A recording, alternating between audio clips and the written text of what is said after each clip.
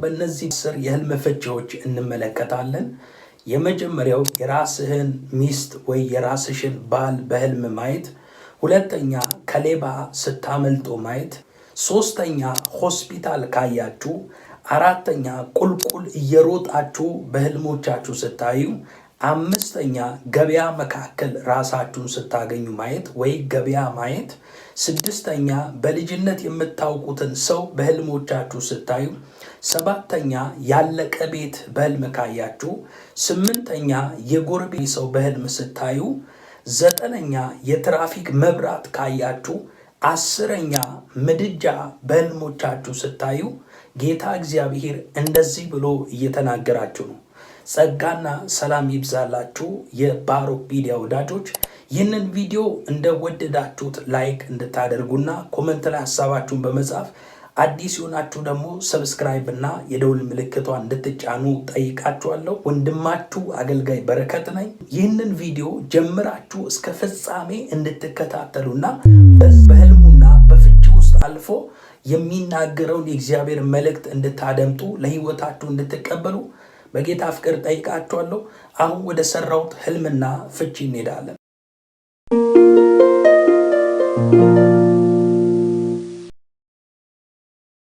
የመጀመሪያው የራስህን ሚስት በህልም ካየ ወይ የራስሽን ባል በህልም ስታይ ጌታ እግዚአብሔር ምን ብሎ እየተናገረ ነው?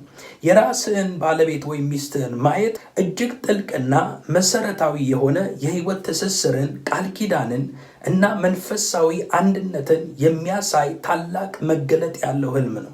ባልና ሚስት በመጽሐፍ ቅዱስ እይታ እንዲሁ የሚነገሩና የሚነሳ ሐሳብ ብቻ ሳይሆን ጥልቅ የሆነ ፍቺ አለው። በዘፍጥረት ምዕራፍ 2 ቁጥር 24 ላይ ባልና ሚስት አንድ ስጋ ይሆናሉ የሚል ቃል አለ። ባለቤትህን በህልም ማየት የሚከተሉት 3 ታላላቅ መሰረታዊ ወይ መንፈሳዊ ፍቺዎችን ይይዛል።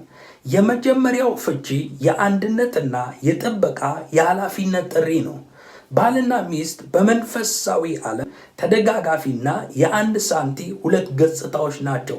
ባለቤትህን ወይ ባለቤትሽን በህልም ማየት እግዚአብሔር ባንተና በሷ መካከል ወይ ባንቺና በሱ መካከል ስላለው ቃል ኪዳን እያሳሰባችሁ እንደሆነ ፍንጭ ይሰጣል። ሐዋርያው ጳውሎስ በኤፌሶን ምዕራፍ 5 ቁጥር 28 ላይ ባሎችም ደግሞ እንደገዛ ስጋቸው አድርገው የገዛ ሚስቶቻቸውን ሊወዷቸው ይገባል ብሎ ይናገራል። ይህ ህልም እሷ የአንተ አካል በመሆኗ ወይም እሱ የአንቺ አካል በመሆኑ እግዚአብሔር በመንፈሳዊ ዓለም በእሷ ዙሪያ የጸሎትና የጥበቃ አጥር እንድታጥርባት፣ ጥበቃ እንዲደረግላት በህልምም ጭምር በማሳየት ኃላፊነትን እንድትወጣ እንድትንከባከባት እያሳየ እንደሆነ የሚናገር ነው። ሁለተኛ ደግሞ ይህ ህልም ሲፈታ የቤተሰብ ፍሬያማነትና አዲስ የበረከት ህይወት ነው። በመጽሐፍ ቅዱስ ውስጥ ሚስት የምድር የፍሬያማነትና የቤት በረከት መገኛ ተደርጋ ትወሰዳለች። በመዝሙር 128 ቁጥር 3 ላይ ሚስትህ በቤት እልፍኝ ውስጥ እንደሚያፈራ ወይን ናት ይላል። ሰማይ ተከፍቶ የሰማይ ቁልፍ አግኝተህ ካየው ታላቅ የጸጋ ዘመን ጋር ሲያያይዝ ባለቤትን በህልም ማየት እግዚአብሔር አሁን ወደ ህይወትህ ለሚመጣው አዲስ በረከትና ፍሬያማነት የእሷ የጸሎት የህይወት ድጋፍ ወሳኝ መሆኑን የሚያረጋግጥ መልእክት ነው። እግዚአብሔር በቤታችሁ በአዲስ መልክ ሊባርካችሁና ታሪካችሁን ሊለውጥ መሆኑን የሚያበስር መልእክት ነው። ሶስተኛ ደግሞ ይህንን ህልም ማየት የቤተ ክርስቲያንና የክርስቶስ ሚስጥር እንደሆነ ፍንጭ ይሰጣል። በመጽሐፍ ቅዱስ ትንቢታዊ እይታ የባልና የሚስት ጥምረት የክርስቶስና የቤተ ክርስቲያንን ፍቅርና ሚስጥር የሚያሳይ መስታወት ነው። ባለቤትን በደስታ ስታያት በሰላም በክብር ካያት ያንተ መንፈሳዊ ህይወትና ከእግዚአብሔር ጋር ያለ ኮኔክሽን በጥሩ መስመር ላይ መሆኑን የሚያሳይ መልእክት ነው። እሷን በጭንቀት ወይም በህመም ካያት በትዳራችሁና በጤናዋ ዙሪያ የጠላት ተጽዕኖ ወይ የጠላት ውጊያ ስላለ በጸሎት እንድትሰብር ፍንጭ የሚሰጥ ህልም ነው።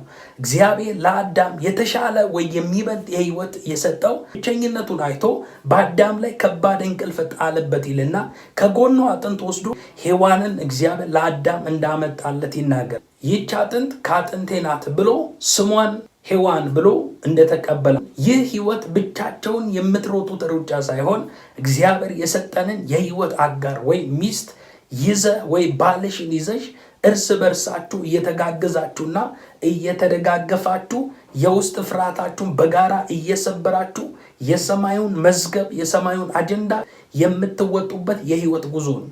ሁለተኛ ደግሞ በህልሞቻችሁ ከሌባ ስታመልጡ ማየት።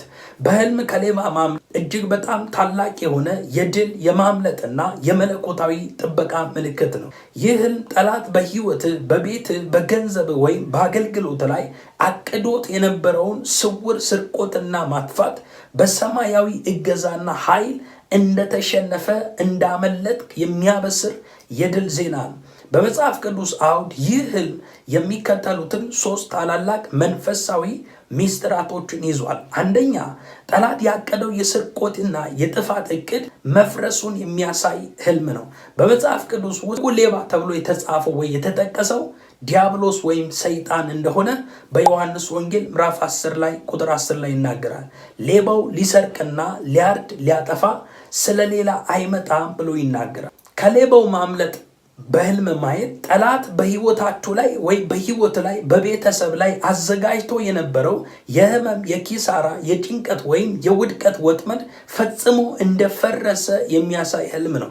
እግዚአብሔር ነፍስህንና በረከትህን ከጠላት እጅ ነጥቆ ነፃ እንዳወጣልህ ወይንም እንዳስመለጠ የሚያሳይ ነው። ሁለተኛ ደግሞ መለኮታዊ የደህንነት መስመርና ነፃነት ነው። ይህ ህልም በመዝሙር 124 ቁጥር 7 ላይ ያለውን ታላቅ የመጽሐፍ ቅዱስ እውነት በግልጽ ይናገራል።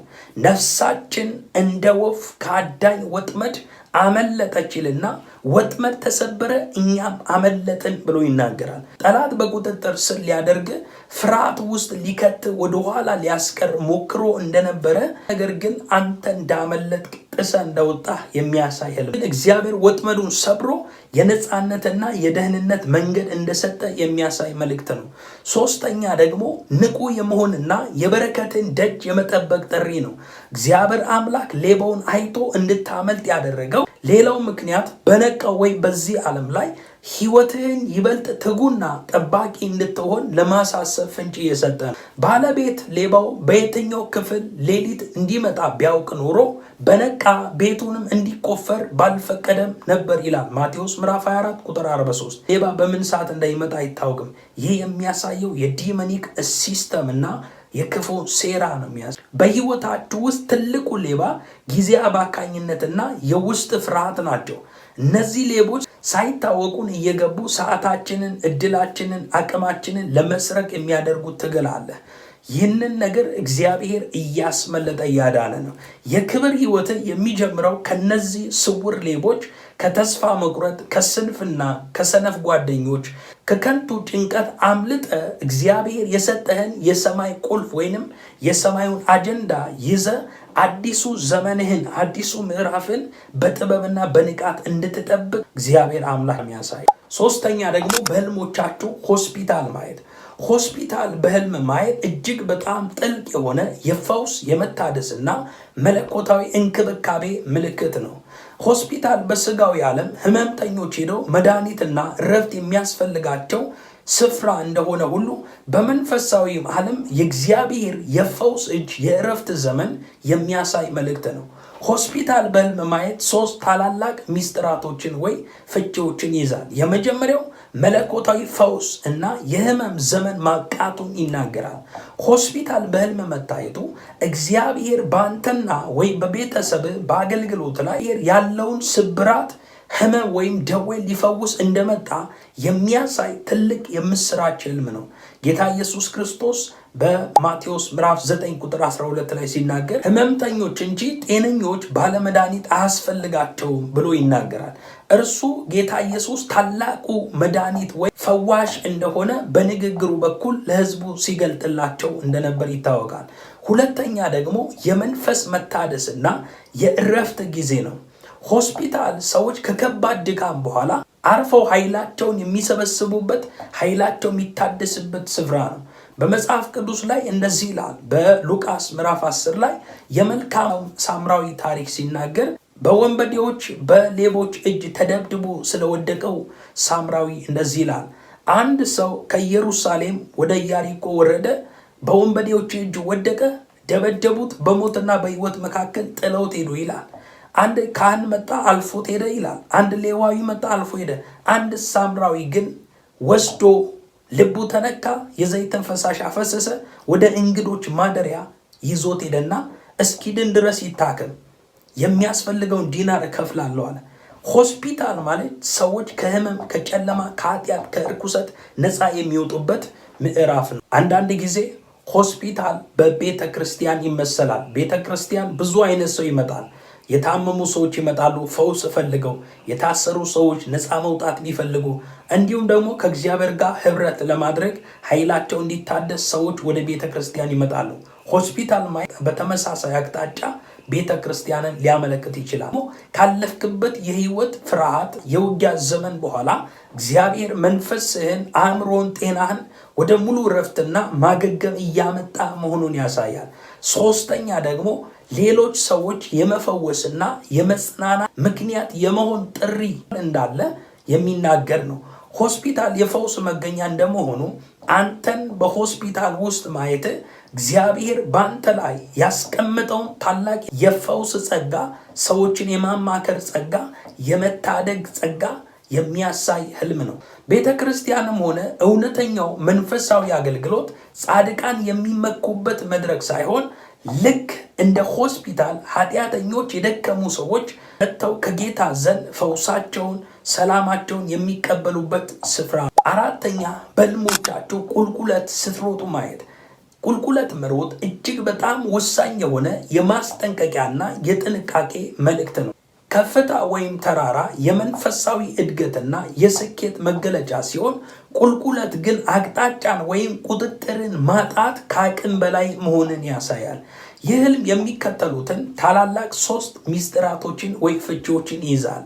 ቁልቁለት መሮጥ አንደኛ ቁጥጥርን ማጣትና የፍጥነት መዛባት እንደሆነ ፍንጭ ይሰጣል። በቁልቁለት ላይ መሮጥ የራስ ፈቃድ ሳይሆን በስበት ምክንያት ፍጥነትን መቆጣጠር ወደማይቻልበት ደረጃ የሚያደርስ ነው። ይህ ህልም አሁን ባለው ህይወት ውስጥ አንዳንድ ነገሮች፣ የስራ ጫና፣ የአገልግሎት ምዕራፍ፣ የቤተሰብ ምዕራፍ፣ ኃላፊነት፣ በየትኛው መንገዳችሁ ነገሮች ከአቅማችሁ በላይ ሆነው የመቆጣጠር አቅማችሁን እያሳጡ መሆኑን የሚናገር ወይ ፍንጭ የሚያሳይ ህልም። በህይወት አቅጣጫህን እንዳታጣ ቆም ብለህ ረፍት እንድታደርግ የተሰጠ ማስጠንቀቂያ ወይም ማሳሰቢያ ነው። ሁለተኛ ደግሞ ከመንፈሳዊ ከፍታ ወደ ታች የመውረድ ስጋት ነው። ቁልቁለት መሮጥ ግን ከመለኮታዊ ከፍታ፣ ከጸሎት፣ ከእምነት ወይም ከምድራዊ ጭንቀት፣ ፍርሃት መውረድን ያሳያል። ምሳሌ ምዕራፍ 4:26 ላይ እግርህን መረገጫ አቅና፣ መንገድህንም ሁሉ የጸና ይሁን ይላል። ይህም ጊዜያዊ የውስጥ ፍርሃትና ተጽዕኖ ወደ ታችኛው ደረጃ እየሳበ መሆኑን ያሳያል። ጠላት ያንን የሰማይን ከፍታ ሊቃወም ስለሚፈልግ በጸሎት መንቃት እንዳለባችሁ ፍንጭ ይሰጣል። ሶስተኛ ደግሞ ይህ ህልም በነገሮች ላይ የመቸኮል መንፈስ ነው። በቁልቁለት ላይ መሮጥ ሳይታሰብ በከፍተኛ ፍጥነት መጨረስን ያሳያል። ስራህን በአቋራጭና በፍጥነት ለመጨረስ በመፈለግ የእግዚአብሔርን ጊዜ እንዳትቀድም የሚያሳስብ መልእክት ነው። ካህናቱ ዮርዳኖስን ዳርቻ ሲረግጡ በሩጫ ሳይሆን በጥንቃቄና ረጋ ባለ እርምጃ እንደነበረ በመጽሐፍ ቅዱስ ይናገራል። ታቦቱን ተሸክመው ዮርዳኖስን ዳርቻ እግሮቻቸው ረግጠው በቆሙ ጊዜ መከር ከመሆኑ የተነሳ ሞልቶ ይፈስ የነበረው ዮርዳኖስ ደረቀ ይልና እስራኤልም በደረቅ ምድር ተሻገረ ብሎ ይናገራል። አንተም ነገሮችን በትዕግስትና በእቅድ መምራት እንዳለብህ የሚያሳይ ህልም ነው። ህይወት የሚበልጥ ህይወት ማለት ዝም ብሎ በከፍተኛ ፍጥነት ቁልቁለት መሮጥ ሳይሆን በትክክለኛው አቅጣጫ በእግዚአብሔር ጊዜ ስርዓት ውስጥ በጽናት መራመድ ነው። ያለ አቅጣጫ የሚደረግ ሩጫ፣ ፈጣን ሩጫ መጨረሻው ወይ መውደቅ ወይ መሰናከል። ፍርሃት ሲመጣብን ህይወታችን ቁጥጥር አታ ቁልቁለት የምትሮጥ ይመስለናል። ነገር ግን ወሰነን ስንገባና እግራችንን ዳርቻውን ሲረግጥ እግዚአብሔር አምላክ ወደ ተናገረ ምዕራፍ የሚያሻግርበትና ሩጫችን ወደ መለኮታዊ ከፍታ እንደሚለወጥ ፍንጭ የሚሰጥ። አምስተኛ በህልም ገበያ ማየት። ገበያ ማየት እጅግ ሰፊና ባለብዙ ገጽታ ትርጉም ያለው መገለጥ ነው። ገበያ የሰዎች የመገናኛ፣ የንግድና የትርፍ፣ የኪሳራ፣ የልውውጥ ነገር ግን በተመሳሳይ የውዝግብና የዓለማዊ ጫጫታ ስፍራ ነው። ገበያን በህልም ማየት የሚከተሉትን 3 ታላላቅ ሚስጥራቶችን ፍቾችን ይይዛል። አንደኛው ገበያ ማየት የታላቅ የሥራ የንግድና ኢኮኖሚ በሮች መከፈት ነው። ገበያ ሰው ሲሄድ ሊነግድ፣ ሊገዛ፣ ሊደልል በሆነ አቅጣጫ ምዕራፍ ውስጥ የሆነ የሚከፈትለት ነገር አለ። ገበያ የገንዘብና የሀብት ልውውጥ የሚደረግበት ስፍራ እንደመሆኑ በህልም ማየት ገበያው የተረጋጋ ሆኖ ማየት ሰዎች የሚገበዩበትና መልካም ሆኖ ካየው እግዚአብሔር በኢኮኖሚና በስራ ላይ አዲስ በር ሊከፍትልን እንደሆነ ያሳያል። ገበያውን ስታይ የተረጋጋ ሰላም የሚሰማ ከሆነ እግዚአብሔር አዲስ በር፣ አዲስ የኢኮኖሚ በር፣ የአገልግሎት በር፣ የተረጋጋ የበረከት ደጅ እንደሚከፍትልህ የሚጠቁም ህልም። ይህ ህልም አሁን ከምትሰራቸው ስራዎች ጋር በቀጥታ ይያያዛል። ስራ ለብዙዎች የሚደርስበት ሰፊ ገበያ ወይም የልፋትን ፍሬ በገንዘብ በበረከት የምታጭድበት ዘመን ላይ መሆን የሚያሳይ የምስራች ነው። ሁለተኛ ደግሞ የውሳኔ የልውውጥና የጊዜ አጠቃቀም ጥሪ ነው። በመጽሐፍ ቅዱስ ውስጥ ዋጋ ከፍለው የሚገበዩበት ስፍራ ተደርጎ ተጠቅሷል። በማቴዎስ ምዕራፍ 20 ቁጥር 3 ላይ ጌታ ኢየሱስ ክርስቶስ በ3 ሰዓት ወጥቶ ሌሎች በገበያ ስራ ፈተው ቆመው እንዳየ በማቴዎስ ምዕራፍ 20 ቁጥር 3 ላይ ይናገራል። ሶስተኛ ደግሞ ከዓለማዊ ጫጫታና ትኩረት መከፋፈል ወይ ሐሳብ መበተን የመጠበቅ ማስጠንቀቂያ ነው። ገበያ የብዙ ሰዎች ጫጫታና ግርግር ያለበት ቦታ ነው። በህልም በገበያው ግርግር ውስጥ መጥፋትህን ወይም መጨነቅን ካየ ዓለማዊ ሐሳቦች፣ የሰዎች ወሬና ትናንሽ ጭንቀቶች ከመንፈሳዊ ከፍታ ሊያወርዱ እንደሚሞክሩ ያሳያል። ጌታ ኢየሱስ ክርስቶስ በቤተ መቅደስ ውስጥ ይገበዩ የነበሩ ሰዎች የአባቴ ቤት የንግድ ቤት አታድርጉት በማለት አባረሯቸው። እግዚአብሔር የሚበልጠው የህይወት ምዕራፍ ውስጥ ሊያስገባ ሲፈልግ ገበያ ውስጥ ቆሞ በከንቱ መቋተን ሳይሆን እግዚአብሔር የሰጠንን ጊዜ እንደከበረ ወርቅ ተጠቅመን ዘመናችንን፣ እውቀታችንን፣ ስኬታችንን በጥበብ መግዛት ወይ መዋጀት ስንችል ነው። ሐዋርያው ጳውሎስ በኤፌሶን ምዕራፍ 5 ቁጥር 16 ላይ ዘመኑን ዋጁ ይላል። ማለት ጊዜውን ዋጁት ብሎ በዚህ ክፍል ላይ ይናገራል። ስድስተኛ በልጅነት የምታውቁትን ሰው በህልም ማየት። ይህ ህልም በጣም ጥልቅና ትንቢታዊ መልእክት ያለው ራእይ ነው። ልጅነት በመጽሐፍ ቅዱስ አውድ መጀመሪያውን ንጽህና፣ እውነተኛ ማንነት መሰረትና እግዚአብሔር በህይወታችን መጀመሪያ ላይ ያስቀመጠው ዋና ዓላማን ያመለክታል። ይህንን የልጅነት ጓደኛ ወይም የምታውቀው ሰው ማየት የሚከተሉትን 3 ታላላቅ መሰረታዊ ፍቾችን ይዛል። አንደኛ ወደ መጀመሪያው ጸጋ መሰረትና ጥሪ መመለስ ነው። አንዳንድ ጊዜ በህልም ሩጫ፣ በፈተናዎችና በውስጥ ፍርሃቶች ውስጥ ስናልፍ እግዚአብሔር መጀመሪያ የሰጠ ንጹህ ማንነትና ትልቅ ህልም ልንረሳው እንደማንችል። የመጀመሪያው ፍቅርህን ትተሃል፣ ከወዴት እንደወደቅ አስብ፣ ንስሐም ግባ፣ የመጀመሪያውን ስራን አድርግ ብሎ በዚህ ክፍል ላይ ይናገራል። የልጅነት ሰውን ማየት እግዚአብሔር አንተን ወደ መጀመሪያው ንጹህ መንፈሳዊ ማንነት፣ ወደ ቀደመው የጸሎት ቅንነትና እግዚአብሔር ገና በልጅነት በውስጥ ወደ ቀረጸው ታላቅ የህይወት ዓላማ እያመለከተ እንደሆነ ይናገራል።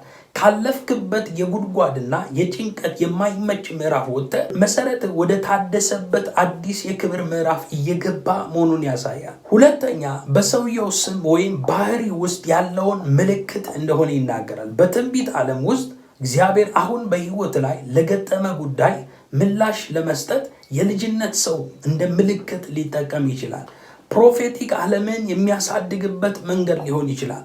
ሶስተኛው ደግሞ የትዝታ የኋላ ቀርነት ወይም እንደ ሰውየው ሁኔታ ህልሙ ማስጠንቀቂያም ሊሆን ይችላል። በህልም ከሰውየው ጋር ወደ ኋላ ተመልሰ ስትጫወት ወይም ስታዘን ካየ ጠላት አሁን እግዚአብሔር ከከፈተልህ የሰማይ በርና አዲስ መዝገብ አውጥቶ አእምሮ ባለፈው ታሪክህ በትናንትናው ቁስል ወይም በድሮ ማንነት ላይ ታስሮ እንዲቀር መፈለጉን ያሳያል። ይህ ህልም የእግዚአብሔር መንግስትና የልጅነት ልብ ጌታ ኢየሱስ ክርስቶስ በማቴዎስ 18 ቁጥር 3 ላይ ካልተመለሳችሁ እንደ ሕፃናትም ካልሆናችሁ ወደ እግዚአብሔር መንግስት አትገቡም። ሰባተኛ በህልም ተሰርቶ ያለቀ ቤት፣ የተጠናቀቀ ቤት ማየት። ይህ ህልም እጅግ በጣም ታላቅ ፍጹም የሆነ የእረፍት፣ የጸሎት መልስ፣ የደህንነትና የመለኮታዊ ስኬት ማስጠንቀቂያ ወይም ማጠናከሪያ ምልክት ነው። ቤት በመጽሐፍ ቅዱስ አውድ ውስጥ የሰውን ህይወት፣ ትዳርን፣ ማንነትን ማረፊያ ሲሆን ተሰርቶ ያለቀ ቤት ደግሞ የድካም ዘመን ማብቃቱንና ሙሉ መረጋጋትን ያበስራል። የዚህ ህልም ፍቺ በዝርዝር ስናየው አንደኛ የልፋት ፍሬ ማየትና የእረፍት ዘመን እንደሆነ እንደመጣልህ ይናገራል። ተሰርቶ ያለቀ ቤት አንድ ሰው ለዘመናት የለፋበት የጸለየበትና የደከመበት ነገር አሁን ፍሬ አፍርቶ ሙሉ ለሙሉ ወደ መገለጥ መምጣቱን ያሳያል። በመዝሙር 127 ቁጥር 1 ላይ እግዚአብሔር ቤትን ካልሰራ ሰራተኞች በከንቱ ይደክማሉ፣ እግዚአብሔር ከተማን ካልጠበቀ ጠባቂው በከንቱ ይደክማል ይላል። ቤቱ ተሰርቶ ካለቀ የሚያሳየው ያንተ ድካም በከንቱ እንዳልቀረና እግዚአብሔር ራሱ ዋናው ገንቢ ሆኖ ጉዳይህን እንደሚፈጽምልህ ያሳያል። ይህ ህልም አሁን በነቃው ህይወት ላይ እየሰራው ላሉ ታላላቅ ስራዎች ፍጹም የሆነ የስኬት ማረጋገጫ ነው። ሁለተኛ ደግሞ ቤት ያለቀ ቤት ማየት የትዳርና የጤና መረጋጋት ነው። ቤት የቤተሰብና የትዳር መኖሪያ በመሆኑ የተጠናቀቀና ያማረ ቤት ማየት በትዳር ውስጥ ያለን ፍጹም ሰላም ያመለክታል። ይህ ህልም በቤት ላይ ፍጹም ሰላምና ጤና መረጋገጡን ያሳያል። እግዚአብሔር በትዳራችሁና በጤናችሁ ዙሪያ የነበረውን ስብራት በሙሉ ጠግኖት የሚናወጥ ነገር የሌለበት የተጠናቀቀ ሰላም እንደሰጣችሁ የሚጠቁም ህልም ነው። ሶስተኛ ደግሞ ያለቀ ቤት ማየት መለኮታዊ ጥበቃና ደህንነት ነው። የተገነባው የጸናው ቤት ሰውን ከማንኛው ነፋስ፣ ከጎርፍ፣ ዝናብ፣ ከውጭ ከሚመጣው ጥቃት ይጠብቃል። በማቴዎስ ምዕራፍ 7 ቁጥር 24 እስከ 25 ቃሉን ሰምቶ የሚያደርገውን ብልህ ሰው ቤቱን በአለት ላይ የሰራን ልባም ሰው ይመስላል ብሎታል። ዝናብም ወረደ፣ ጎርፍም መጣ፣ ነፋስም ነፈሰ፣ ያንን ቤት ገፋው፣ ያንን ቤት ግን አልወደቀም ብሎ ይናገራል። በአለት ላይ ስለተመሰረተ ይህ ህልም ያንተን ህይወት፣ እምነት፣ የሥራ መሰረት በአለቱ በክርስቶስ ላይ የተገነባ ማንነት በመሆኑ ወደፊት የትኛውም የውስጥ ፍርሃት ፈጽሞ ሊያፈርሱት እንደማይችሉ የሚያሳይ ሰማያዊ ዋስትና ነው። የሰለሞን ቤተ መቅደስ መፈጸም ወይም ማለቁ ንጉሥ ሰለሞን የእግዚአብሔርን ቤት ሰርቶ በጨረሰ ጊዜ የእግዚአብሔር ክብር ደመና ቤቱን ሞላው፣ ህዝቡ ሙሉ ፍጹም እረፍትና ደስታ አገኙ ይላል። ስፒሪቹዋል ዓለም ላይ ያለቀ ቤት ማየት ፈጽሞ የእግዚአብሔር ደመና በህይወት ላይ ሊመጣ እንደሆነ መንገድ የሚከፍት ህልም ነው። ስምንተኛ በህልም የጎረቤት ሰው ማየት። ይህ ህልም እጅግ በጣም ቅርብ የሆነና ማህበራዊ ግንኙነት፣ መንፈሳዊ ተጽዕኖንና በአካባቢ ስላለው መንፈሳዊ ከባቢ አየር የሚጠቁም ትንቢታዊ ምልክት ነው። ጎረቤት በመጽሐፍ ቅዱስ በአቅራቢያችን የሚኖር ሰው ብቻ አይደለም፣ ይልቁንም ህይወታችንን፣ ሰላማችንንና የዕለት ተዕለት ውሏችንን በቀጥታ የሚነካ የቅርብ መስታወት ነው። ጎረቤትን በህልም ማየት የሚከተሉት 3 ታላላቅ ሚስጥራቶችን ይይዛል። የመጀመሪያው ሚስጥር የአካባቢና የቅርብ ጥበቃ የንቃት ጥሪ ነው።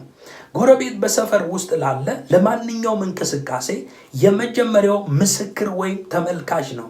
በህልም ጎረቤትን ማየት እግዚአብሔር በአካባቢና በቅርብ ላሉ ነገሮች መንፈሳዊ ንቃትና ማስተዋል እያደለ ይናገራል። እግዚአብሔር ቤትን፣ ትዳርንና በረከትን ተሰርቶ ያለቀውን ቤትን በሰማያዊ አጥር ቅጥር እንደሰራ፣ ነገር ግን በቅርብ ባሉ ማህበራዊ ግንኙነት በምታምናቸው ሰዎች ወይም በዙሪያ ባሉ የቅርብ ሐሳቦች ላይ ሁል ጊዜ በመንፈስ ነክተ እንድትጠብቅና በጸሎት ነክተ እንድትተግም ንቃት ምልክት ነው። ሁለተኛ ደግሞ የፍቅር፣ የሰላምና የክብር መረጋገጥ ነው።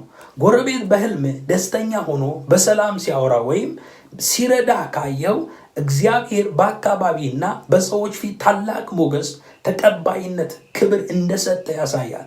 በሉቃስ ምዕራፍ 10 ቁጥር 27 ላይ ባልንጀራህን ማለትም ጎረቤትህን እንደ ነፍስ ውደድ በማለት የትልቅ በረከት መክፈቻ እንደሆነ ይናገራል። ይህ ህልም አሁን ለምትሰራቸው ለመልካም ስራዎች በሰዎችና በህዝብ መካከል ታላቅ ተደራሽነትና ወዳጅነት እንደምታገኝ ያሳያል። ስራ በቅርቡ ካሉ ሰዎች ጀምሮ እስከ ሩቅ ባሉት ዘንድ ፍሬያማ የሚሆን የሚገለጥ እንደሆነ ይናገራል። ሶስተኛ ደግሞ በስሙ ወይም በባህሪው ውስጥ ያለው ትንቢታዊ መልእክት ሊናገር ሊሆን ይችላል። በትንቢት ዓለም ውስጥ እግዚአብሔር ያየውን የጎረቤት ሰው ማንነትና ስም ለአሁን የህይወት እርምጃ እንደ ደረጃ ሊጠቀምበት ይችላል። አንዳንድ ጊዜ ትንቢት ዓለም ላይ እግዚአብሔር ሲናገር የቀድሞ የምናውቀውን ወይንም ጎረቤቶቻችንን እግዚአብሔር በህልም ያሳያል፣ መገለጥ ዓለም ላይ ያሳያል። ይሄ ማለት ወይ ባህሪውን ወይ ስም እየሰጠ ነው። ስለዚህ ፕሮፌቲክ ዓለሙን እግዚአብሔር ሊገልጥ ሲፈልግ በዚህ አቅጣጫ ያሳያል። ይህ ማለት ያየው የጎረቤት ሰው ስሙ ማን ይባላል? በሰፈር ውስጥ በምን ባህሪ ይታወቃል? ለምሳሌ ስሙ ደስታ ከሆነ ወይም ተስፋ ከሆነ እግዚአብሔር በቤትና በቅርብህ ያ የደስታ የተስፋ ዘመን እንደሚገለጥ የሚያሳይ ነው። ማለት በስሙ እግዚአብሔር ፕሮፌቲክ ዓለም መልእክት እየሰጠ ነው። ያየኸው ጎረቤት ተሳዳቢና ወሬኛ ከሆነ ከንቱ ከሆኑ ሰዎች ወሬና ሐሜት ራስን እንድትጠብቅ የተሰጠ ሰማያዊ ጥቆማ ነው። የቦዔዝና የሩት ጎረቤቶች ኑኃሚን ሩት ቤተልሔምን ምድር ታሪካቸው ተለውጦ ቦዔዝን አግብታ ልጅ በወለደች ጊዜ የሰፈሩ ጎረቤት ወይ ሴቶች ተሰብስበው መጥተው ለኑኃሚን ወንድ ልጅ ተወለደላት እያሉ ደስታቸውን አብረው አከበሩ። ስሙንም ኢዮቤድ ብሎት ሩት ምዕራፍ 4 ቁጥር 17 ይናገራል። ሴቶችም ኑኃሚንን ዛሬ ዋርሳ ያላሳጣሽ እግዚአብሔር ይባረክ፣ ስሙም በእስራኤል ይጠራ ተናገረ በዚህ ክፍል ላይ ተጽፏል። 9ኛ በህልሞቻችሁ የትራፊክ መብራት ማየት። ይህ ህልም እጅግ በጣም ስልታዊ፣ ግልጽ የሆነ የመለኮታዊ ምሪት፣ የጊዜ አቆጣጠርና ራስን የመግዛት ምልክት ነው። በትራፊክ መብራት ውስጥ ያሉ 3 ቀለማት ሁላችንም እናውቃለን። ቀይ ቀለም አለ፣ ቢጫ ቀለም አለ፣ አረንጓዴ ቀለም አለ። እያንዳንዱ ላይት ሲበራ ላይቱን ተከትለን የምናደርገው እንቅስቃሴ አለ። በመንፈስ ዓለም እግዚአብሔር ለአገልግሎት፣ ለህይወት፣ ለስራ፣ ለውሳኔዎች የሚሰጥህ መለኮታዊ ትእዛዝ በግልጽ እያሳየ የትራፊክ መብራት በህልም ማየት 3 ሚስጥራቶች ወይ ፍቺዎችን እንመልከት። አንደኛ የእግዚአብሔርን ጊዜና ስርዓት ጠብቆ የመጓዝ ጥሪ ነው። የትራፊክ መብራት በስጋዊ ዓለም የመኪናዎች ፍጥነትና ጉዞ በስርዓት እንደሚመራ ሁሉ በመንፈሳዊው ዓለም ደግሞ ህይወትህ ያለ አደጋ በትክክለኛው መስመር እንድትጓዝ የሚያደርግ ሰማያዊ ኮምፓስ ነው። መክብብ ምዕራፍ 3 ቁጥር 1 ላይ ለእያንዳንዱ ነገር ዘመን አለው፣ ከሰማይም በታች ለሆነ ነገር ሁሉ ጊዜ አለው ብሎ ይናገራል። እንደ መብራቱ ቀለምና አይነት ፍቺው እንመልከት። ቀይ መብራት ሲበራ ትራፊክ መብራት ስናይ ሁሉም ይቆማል። አሁን በነቃው ህይወት ላይ ልታደርግ ያሰብከው አንዳንድ ውሳኔዎች ላይ ወይም ጥርጣሬዎች ላይ ቆም ብለህ አስብ የሚል መልእክት ቀይ መብራት በርቶ ጥሰህ ካለፍክ ትራፊክ ይቀጣል። ህጉን ነው የምትጥሰው። ይህ ማለት ቀይ መብራት ስታይ ጋድ ቆም ብለህ አስብ፣ ከዚህ በላይ እንዳትሄድ እያለ ነው። ቢጫ መብራት ካየህ ደግሞ ነገሮችን በከንቱ ከመቸኮል ወጥተህ በመንፈስ ተዘጋጅተህ ታገስ እያለ። የትራፊክ መብራት አረንጓዴ ሲበራ ካየህ ትሄዳለህ፣ ተፈቅዶልሃል ማለት ነው። ማለት ህጉን ጠብቀ ስላደረግ አትጠየቅም። በህልም ደግሞ እንዲህ ማየት በምታደርጋቸው ነገሮች ላይ እግዚአብሔር ፈቃድ እንደሰጠ ፍንጭ ይሰጣል። አረንጓዴ መብራት ካየ እግዚአብሔር ለጀመርካቸው ስራዎች፣ ለመንፈሳዊ አገልግሎት በሙሉነት ሂድ፣ ይሳካልሃል የሚል መለኮታዊ ፈቃድና ክፍት መንገድ እንደሰጠ ያሳያል። ሁለተኛ ደግሞ ከመንገድ አደጋና ከውድቀት መጠበቅ ነው። የትራፊክ መብራት ከሌለ ስፍራው ይጨናነቃል፣ ግጭትና አደጋ ይፈጠራል። ሶስተኛ ደግሞ ራስን የመግዛትና የንቃት መንፈስ ነው።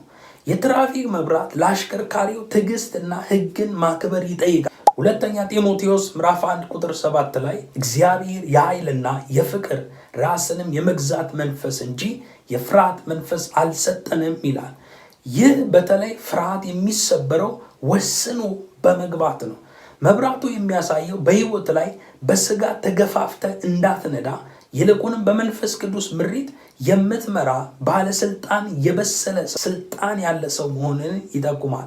የሚበልጠው ህይወት የተሻለ ህይወት የምትኖረው ሁል ጊዜ በሩጫ መክነፍ ሳይሆን ያለ ምሪት እግዚአብሔር ፈቃድ መሄድ ሳይሆን እግዚአብሔርን አለ መንፈስ ቅዱስ ድምፅ ሰምተ መቼ መቆም እንዳለብህ መቼ መታገስና መቼ በኃይል መራመድ እንዳለብህ በጥብቅ መለየት ስንችል ነው።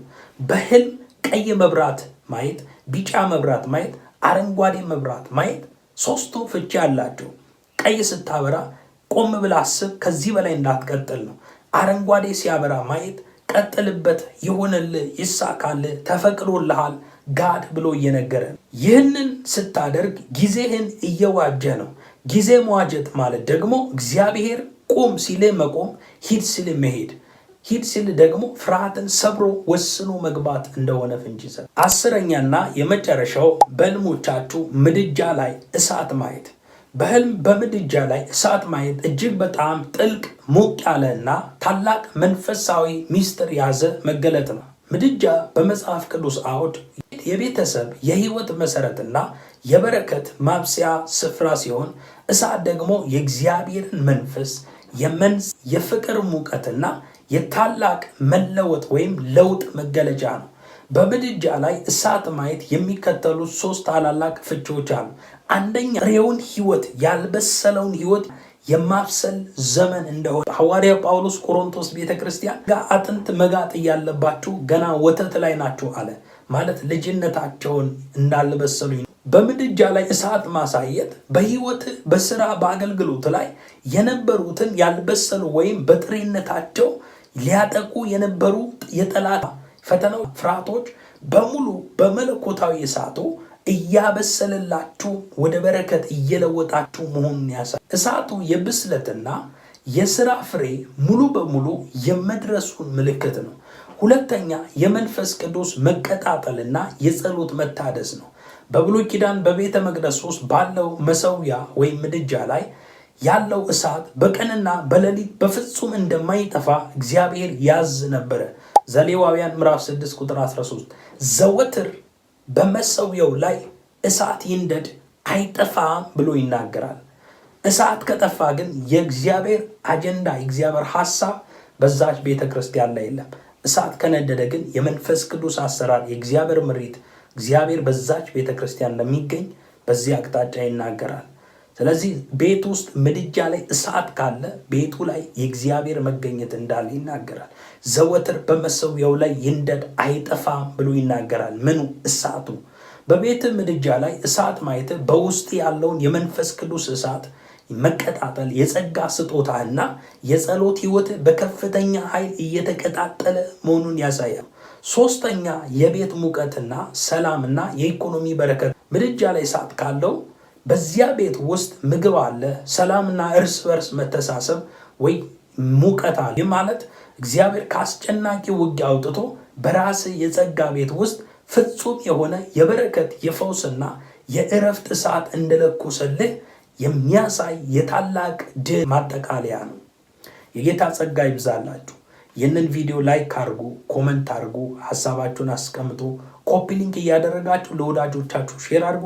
አዲስ የሆናችሁ ደግሞ ሰብስክራይብ እና የደውል ምልክቷን ተጫኑ። በሌላ ቪዲዮ እንገናኛለን። ሻሎም